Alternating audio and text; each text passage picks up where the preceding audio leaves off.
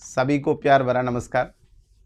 कैसे हैं आप लोग? उम्मीद कर रहा हूँ कि आप लोग बड़े अच्छे होंगे। आज के इस सेशन में मैं बात करने वाला हूँ, जो आप लोगों को स्क्रीन पर दिख रहा है। हाल ही में भारत सरकार के गृह मंत्रालय द्वारा एक अधिसूचना जारी की गई और उस अधिसूचना में ये बताया गया कि 25 जून को हम संविधान हत्या दिवस घोषित करते हैं।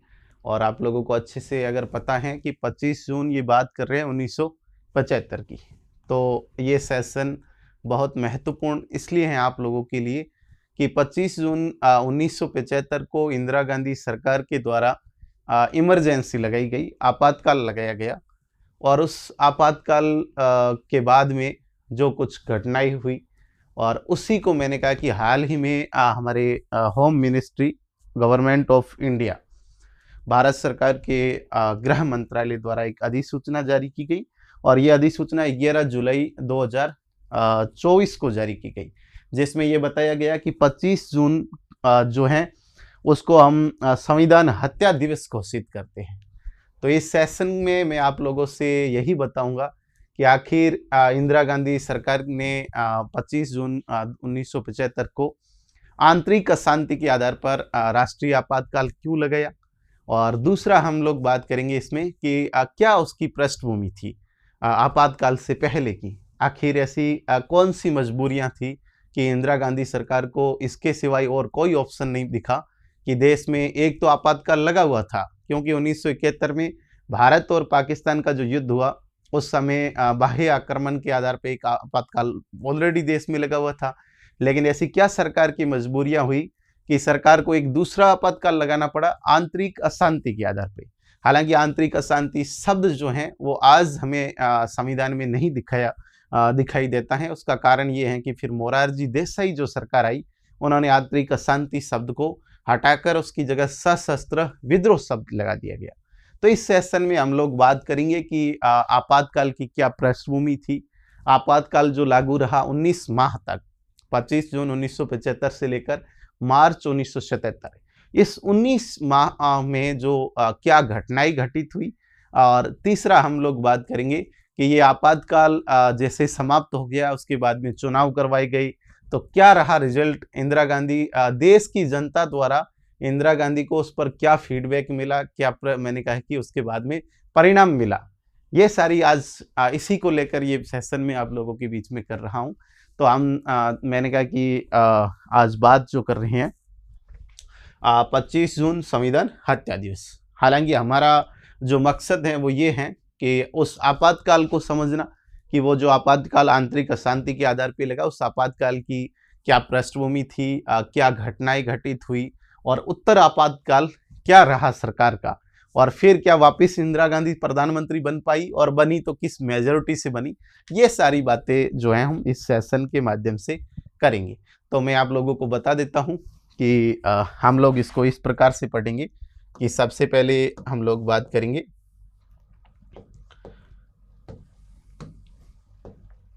आपातकाल, और इसमें से अगर मैं बात करूं आपातकाल में, ये वैसे तारीख याद रखना आप लोग।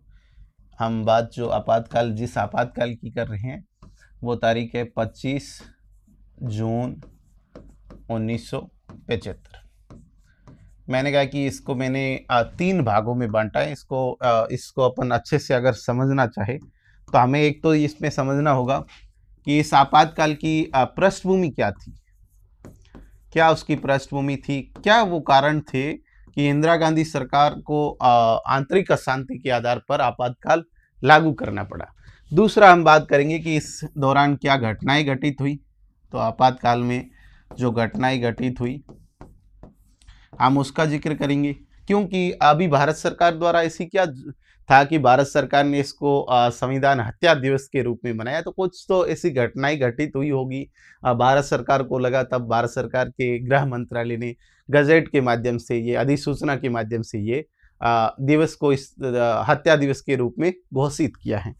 इसके बाद में हम बात करेंगे उत्तर आपातकाल। उत्तर आपातकाल में अपन बात करेंगे कि फिर इंदिरा गांधी ने जब इतना बड़ा कदम उठाया तो देश की जनता ने इस पर क्या अपनी राय रखी।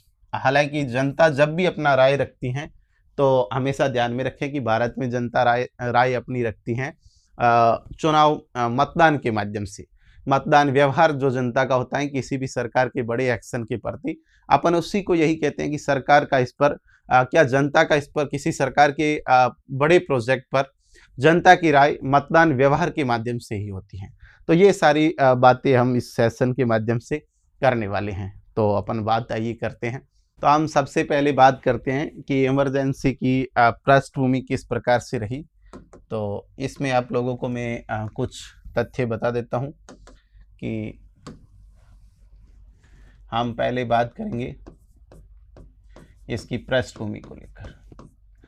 पहले तो आप लोगों को बता देते हैं कि इंदिरा गांधी पहली बार भारत की प्रधानमंत्री 1966 में बनती हैं, जब लाल बहादुर शास्त्री का प्रधानमंत्री पद पर रहते हुए निधन हो गया। तो पहली बार प्रधानमंत्री के रूप में इंदिरा गांधी जो है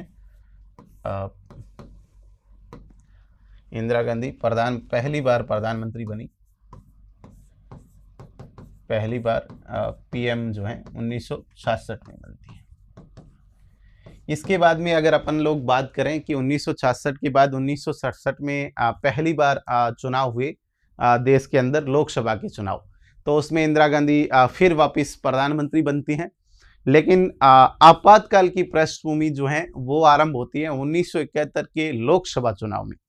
1971 के जो लोकसभा चुनाव हुए उसमें इंदिरा गांधी जो है रायबरेली से इलेक्शन लड़ती है, रायबरेली से, और उनके सामने जो प्रतिद्वंदी उनके थे वो थे समाजवादी पार्टी के राज नारायण। इलेक्शन में परिणाम में इसका ये रहा कि रायबरेली से इंदिरा गांधी 1 लाख वोटों से ऊपर वोटों से जीत गई, और 1 लाख लगभग 10,000 वोटों से इंदिरा गांधी जीती। उसके बाद में राज नारायण ने इसको इस चुनाव को मैंने कहा कि कोर्ट के अंदर चैलेंज किया, इस बात को लेकर कि इंदिरा गांधी ने चुनाव प्रचार के दौरान सरकारी मशीनरी का दुरुपयोग किया है, उनकी ये दलील थी। और इसी के आधार पे मैंने कहा कि इलाहाबाद हाई कोर्ट में सुनवाई चल रही थी, और सुनवाई में उस समय जो जस्टिस जगमोहन सिन्हा थी, और जगमोहन सिन्हा ने काफ़ी लंबी हियरिंग के बाद में 12 जून 1975 को एक फैसला सुनाया, और उसमें इंदिरा गांधी को रायबरेली से अयोग्य बताया और उनका निर्वाचन जो है वो रद्द कर दिया गया। ये बात है इलाहाबाद हाई कोर्ट की। किसकी बात है? Allahabad high court. तो याद रखना कि इलाहाबाद हाई कोर्ट ने उसमें न्यायाधीश तो जो थे जगमोहन सिन्हा थे। तो जगमोहन सिन्हा द्वारा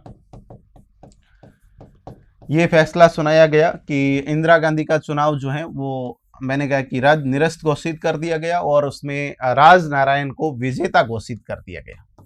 यहीं से इंदिरा गांधी की टेंशन, इंदिरा गांधी की आपातकाल की पृष्ठभूमि आरंभ होती है। और हालांकि इसमें एक और बात भी कही, हाईकोर्ट ने कहा कि अगले 6 साल तक इंदिरा गांधी किसी भी प्रकार का इलेक्शन नहीं लड़ सकती हैं। तो इसका मतलब हुआ कि इंदिरा गांधी न लोकसभा की सदस्य रही, और लोकसभा की सदस्य नहीं रहेगी तो प्रधानमंत्री भी नहीं रहेगी। 6 वर्ष तक फिर आगे चुनाव भी नहीं लड़ेगी, और रायबरेली से राज नारायण को विजेता घोषित कर दिया गया। हालांकि मैं आप लोगों को थोड़ा और भी बता देता हूं कि इंदिरा गांधी जब से प्रधानमंत्री बनी उसके बाद में एक तरफ इंदिरा गांधी कार्यपालिका के रूप में, दूसरी तरफ न्यायपालिका। ये 1967 का गोलकनाथ का जो वाद था, वहीं से इनके बीच में बहस स्टार्ट हो गई थी कि न्यायपालिका वर्सेस कार्यपालिका, और ये लड़ाई वैसे लंबी चली विभिन्न वाद के माध्यम से। उसके बाद में हालांकि केशवानंद भारती केस में फिर भी थोड़ा ठीक हो गया। उसके बाद में अगर अपन बात करें तो फिर मिनर्वा मिल्स का वाद आया। तो सुप्रीम एक तरफ न्याय जुडिशरी, दूसरी तरफ इंदिरा गांधी की कार्यपालिका, इन दोनों के बीच में वैसे असमंजस से काफ़ी समय से बना रहा।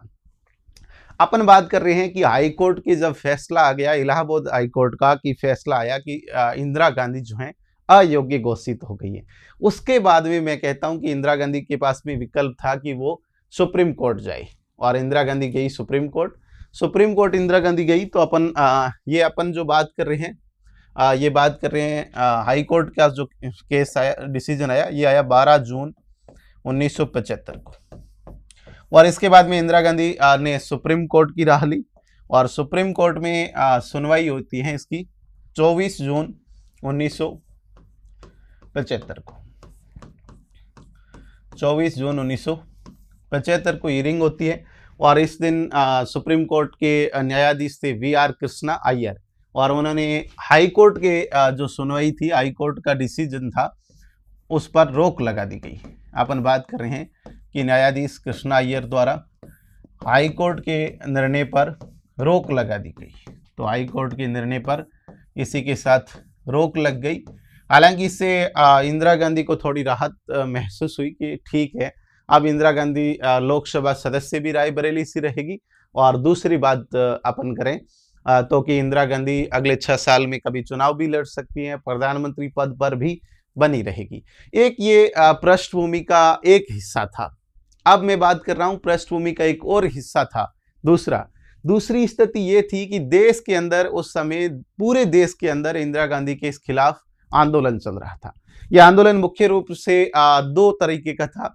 एक तो गुजरात और बिहार की अगर अपन बात करें, एक छात्र आंदोलन भी चल रहा था बिहार में बड़े स्तर पर, और दूसरी बात अपन करें कि महंगाई के खिलाफ भी एक आंदोलन चल रहा था। तो महंगाई और छात्र आंदोलन ने ये बहुत बड़ा उग्र रूप लिया था। इस आंदोलन का जो विपक्ष का नेतृत्व कर रहे थे उसमें जयप्रकाश नारायण। हालांकि जयप्रकाश नारायण काफी समय पहले से राजनीति में निष्क्रिय थे, राजनीति में सक्रिय रूप से भाग नहीं ले रहे थे, लेकिन इस आंदोलन की लड़ाई जो है उसका नेतृत्व जयप्रकाश नारायण कर रहे थे।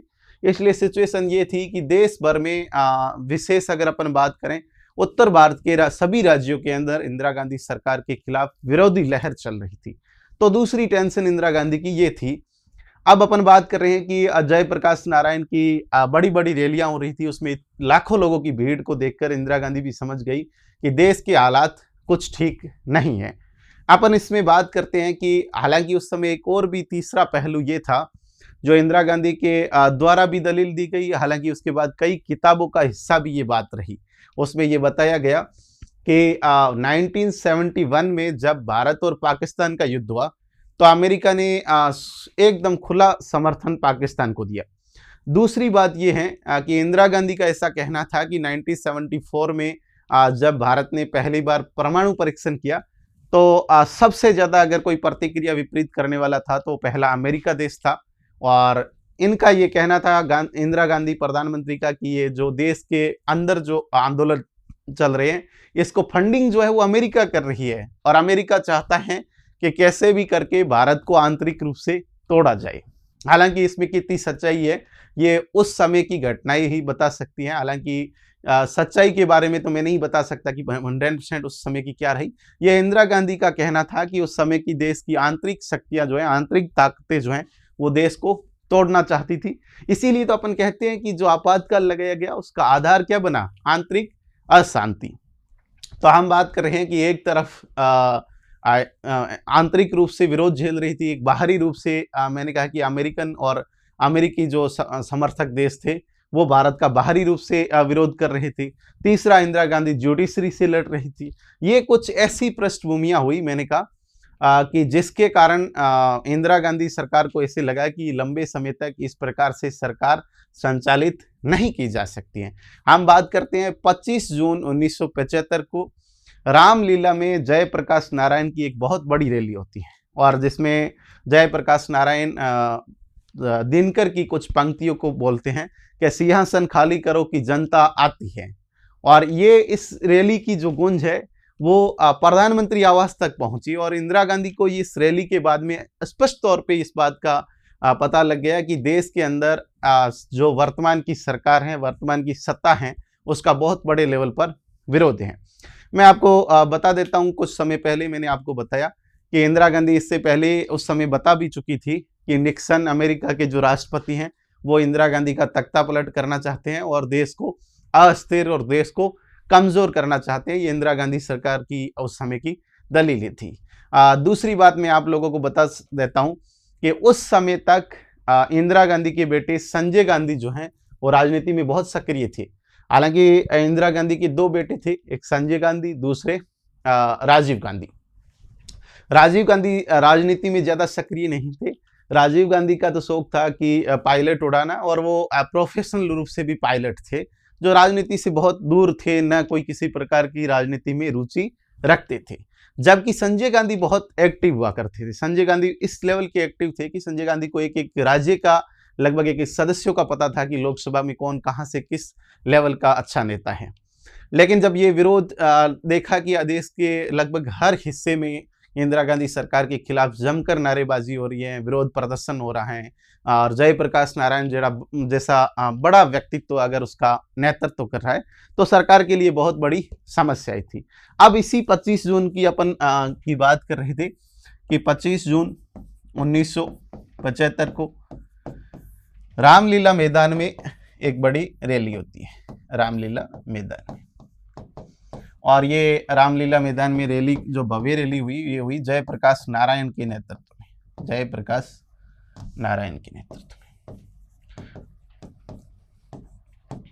हालांकि 25 जून 1975 के दिन में ऐसा कुछ भी नहीं लग रहा था कि देश के अंदर इस तरह का आपातकाल लगाया जा सकता है।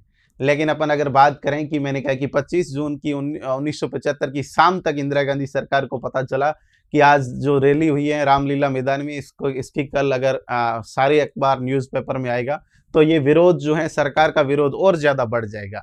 तो 25 जून 1975 की शाम को ही ये इंदिरा गांधी सरकार द्वारा फैसला लिया गया। इस फैसले में न तो कैबिनेट से पहले किसी प्रकार की स्वीकृति ली गई। ये आपातकाल की अगर अपन बात करें तो इंदिरा गांधी, संजय गांधी और उनके एक कानून मंत्री के सिवाय अन्य कोई एक दो नेता कांग्रेस के जो सलाहकार थे इंदिरा गांधी के, उसके सिवाय किसी को भी भनक नहीं थी कि इस प्रकार का आपातकाल लगाया जाएगा। अब अपन आते हैं 25 जून 1975 आपातकाल पर, कि 25 जून 1975 को जो आपातकाल लगाया गया। अब सबसे पहले इंदिरा गांधी ने, उस समय के राष्ट्रपति थे फखरुद्दीन अली अहमद, फखरुद्दीन अली अहमद से इंदिरा गांधी की मीटिंग होती है और उसके बाद में ये तय कर दिया जाता है और उस पर हस्ताक्षर भी राष्ट्रपति कर देते हैं कि एक आपातकाल मैंने कहा लगा हुआ था उस समय 1971 भारत पाकिस्तान युद्ध वाला, और दूसरे आपातकाल के लिए राष्ट्रपति राजी हो जाती हैं, उस पर हस्ताक्षर कर देते हैं। और इसी के साथ में 25 जून 1975 की शाम को देश में आंतरिक अशांति के आधार पर आपातकाल लगता है। ये बात ध्यान रखें। हालांकि आंतरिक अशांति शब्द जो है वर्तमान में हटा दिया गया है, आंतरिक अशांति के आधार पर आपातकाल लगाया गया। और आंतरिक अशांति आपातकाल 25 जून 1900, राष्ट्रपति का अगर जानकारी रखें कि उस समय राष्ट्रपति थे फखरुद्दीन अली अहमद।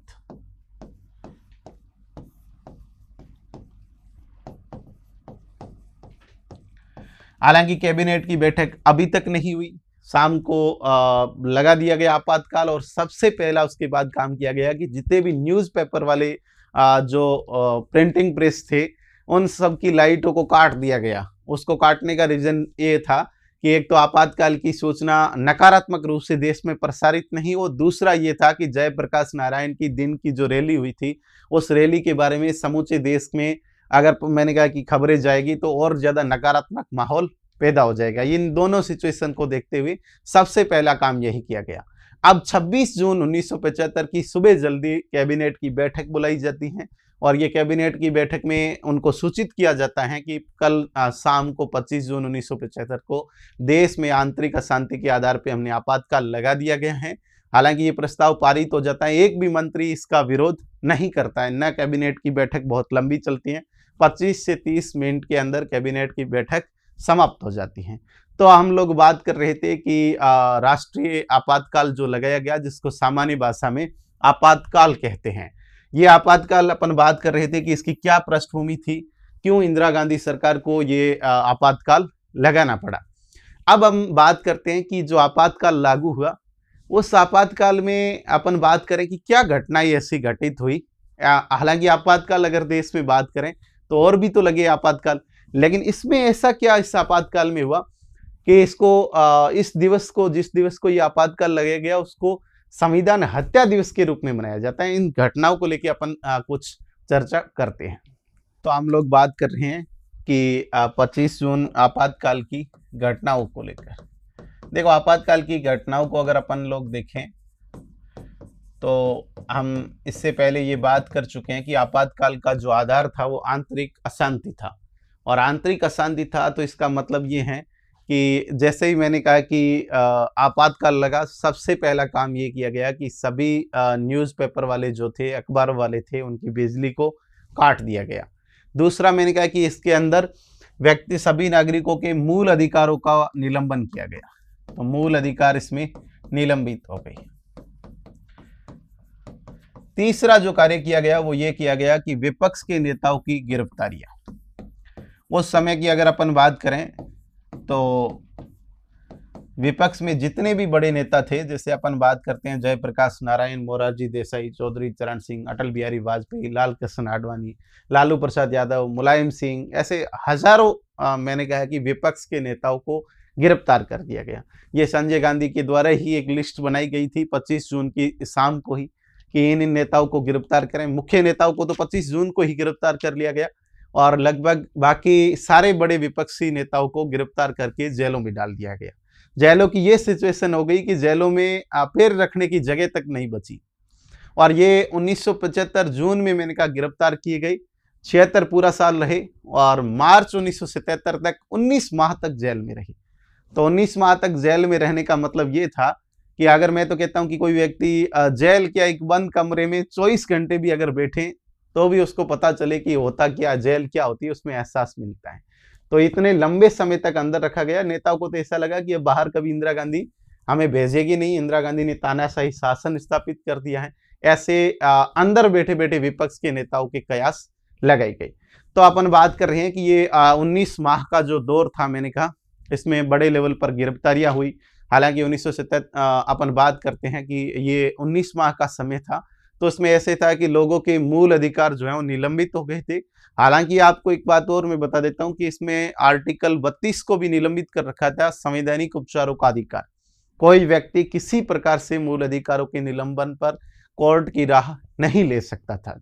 तो ये सारी सिचुएशन हुई जब 19 माह का दौर, जब विपक्ष को, हालांकि हम तो ये कहते हैं कि अगर जब विपक्ष नहीं हो तो लोकतंत्र नहीं चले, और जब आप समझिए कि विपक्ष हो और विपक्ष को जेल में डाल के रख दिया जाए तो ये लोकतंत्र के लिए इससे घातक कुछ नहीं हो सकता है। अब यही कुछ कारण है कि इन्हीं सिचुएशन के कारण लोकतंत्र नहीं होना भी मैंने कहा कि विपक्ष नहीं होना भी लोकतंत्र के लिए अच्छा नहीं है। अगर विपक्ष को जेल में डाल दिया जाए तो क्या लोकतंत्र के लिए अच्छा हो सकता है? नहीं, लोकतंत्र के लिए ये बहुत बुरी खबर होती है। इसी को मैंने कहा कि इन्हीं लोग नेताओं पर बहुत अत्याचार किए गए। इसी कारणों से 25 जून को अभी संविधान हत्या दिवस के रूप में मनाने का सरकार ने निर्णय लिया। हालांकि इसका दूसरा पक्ष अगर अपन देखें तो इंदिरा गांधी की सरकार की वास्तव में पता नहीं अपने उस समय की क्या मजबूरियां रही होगी, उस समय की क्या पृष्ठभूमि होगी, उस समय का क्या बैकग्राउंड होता, क्योंकि सरकार जब कोई बड़ा डिसीजन लेती है तो जरूर अपनी परिस्थितियों से अवगत होती है। जितना आम व्यक्ति या उसके 50 साल बाद हम जितने अवगत नहीं है, सरकार की भी कुछ बड़ी मजबूरियां होगी, तब इतना बड़ा एक्शन लिया गया। लेकिन एक्शन लेने के बाद भी मैंने कहा कि अगर अन्य नेताओं को अगर उसमें साथ लिया जाता तो हालांकि परिस्थितियां इतनी बुरी पैदा नहीं होती।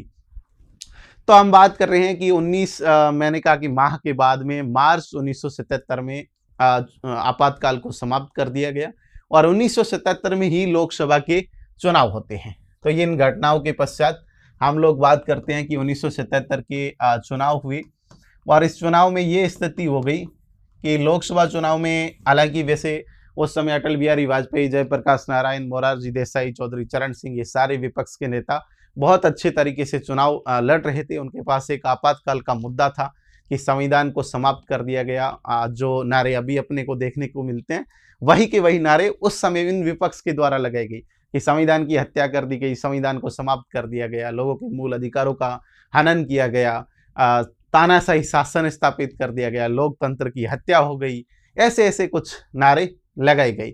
और इसी की बदौलत मैंने कहा कि वैसे जनता के अंदर भी द्वेष की भावना इस प्रकार से थी, आक्रोश था, और उसी का परिणाम ये हुआ कि 1977 में कांग्रेस की सरकार ही नहीं बल्कि इंदिरा गांधी भी रायबरेली से और संजय गांधी अमेठी से बुरे तरीके से चुनाव हार गए।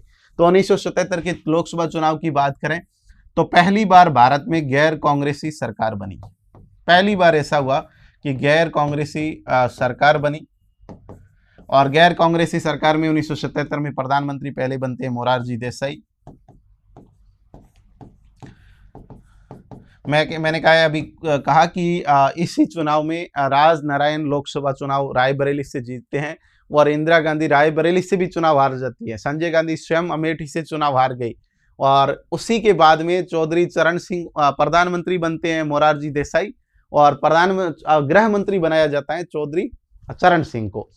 और इनके बाद में इन्होंने प्लानिंग बनाई कि कैसे ही करके आप इंदिरा गांधी को गिरफ्तार करें, इंदिरा गांधी के ऊपर मुकदमा लगाएं।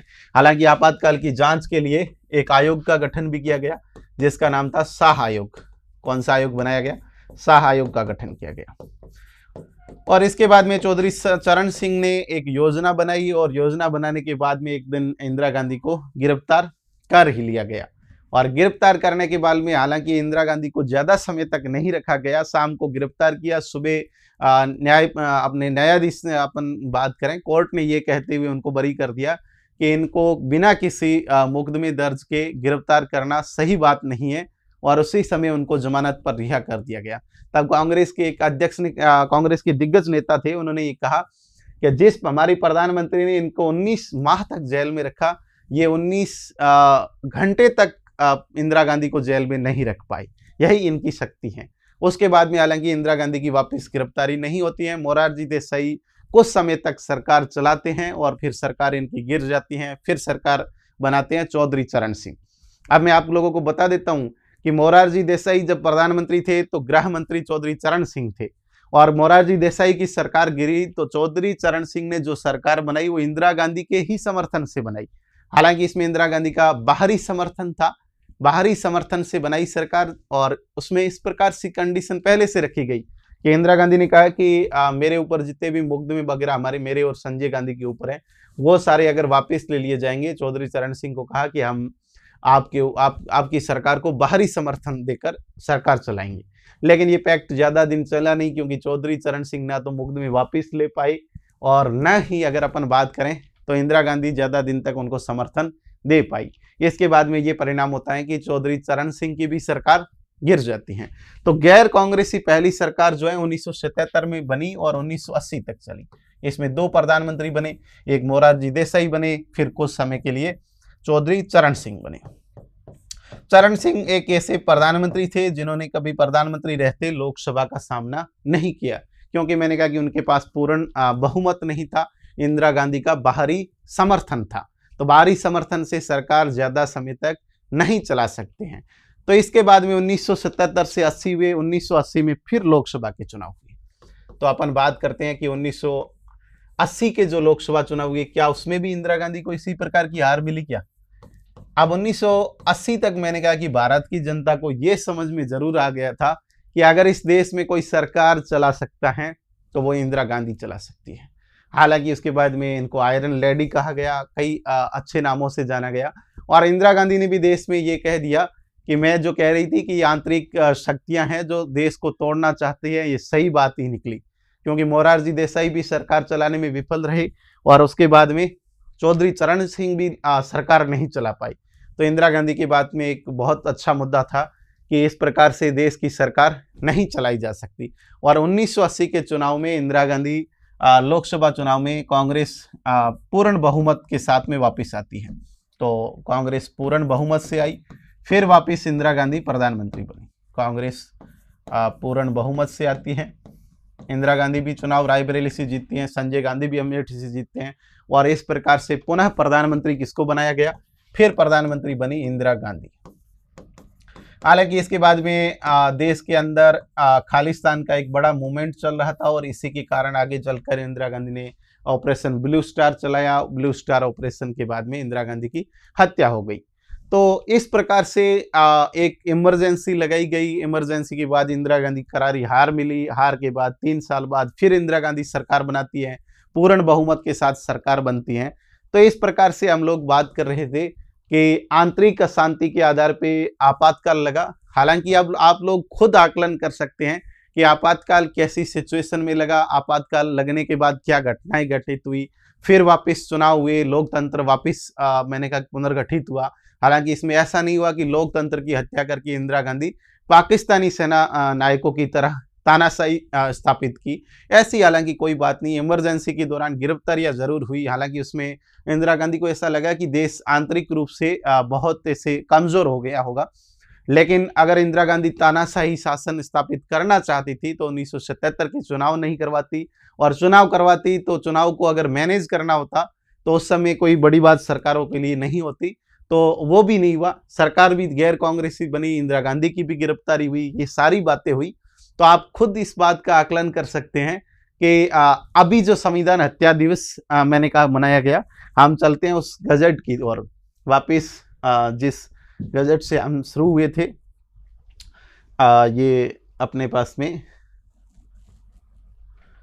भारत सरकार का गजट है, जिसमें ये स्पष्ट तौर पे कहा गया कि 25 जून 1975 को जो आपातकाल की घोषणा की गई थी, वो उस समय की सरकार द्वारा सत्ता का घोर दुरुपयोग किया गया। ऐसी स्थिति में हम भारत के लोगों के साथ जो ज्यादतियां हुई उसको वापस याद करते हुए कहते हैं कि 25 जून को संविधान हत्या दिवस घोषित किया जाता है। और 25 जून को इसलिए घोषित कर रहे हैं ताकि भारत के लोगों को भविष्य में किसी तरह से सत्ता के घोर दुरुपयोग का समर्थन नहीं करने के लिए पुनः प्रतिबद्ध किया जाता है। ये भारत सरकार के गृह मंत्रालय का गजट है, ये बात अधिसूचना है।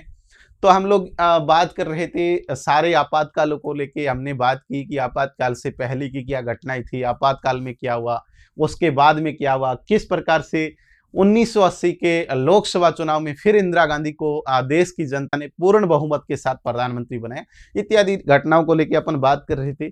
मेरे स्टूडेंट कई बार मेरे से ऑफलाइन क्लासेस में पूछ रहे थे, कई ऑनलाइन स्टूडेंट भी पूछ रहे थे कि आपातकाल, ये जो आपातकाल के आधार पर संविधान हत्या दिवस मनाया गया है, इस पर सर क्या विचार है, कैसे हैं। तो मुझे भी लगा कि एक सेशन लेकर मैं इस पर मेरी राय जो है, मेरी जो वस्तु स्थिति है वो क्लियर कर देता हूं कि ये क्या था, कैसे था। अब आप लोग खुद तय कर सकते हैं कि इस दिवस को हत्या दिवस के रूप में मनाया जाए या नहीं मनाया जाए। फिर अपन आगे नए सेशन में लेकर नई बात को लेकर रहेंगे। हालांकि मैं आप लोगों को बता देता हूं कि संविधान की अपनी जो क्लासेस आपको आ रही है वो नियमित रूप से आपको मिलती रहेगी। हालांकि एक अपन प्रस्तावना को लेकर बात कर चुके हैं, फिर शायद मूल अधिकारों को लेके अपन या तो मूल अधिकार आरंभ करेंगे अगले कुछ वीडियो में। आप लोग पढ़ते रहें, मस्त रहें, व्यस्त रहें। धन्यवाद प्यारे विद्यार्थियों।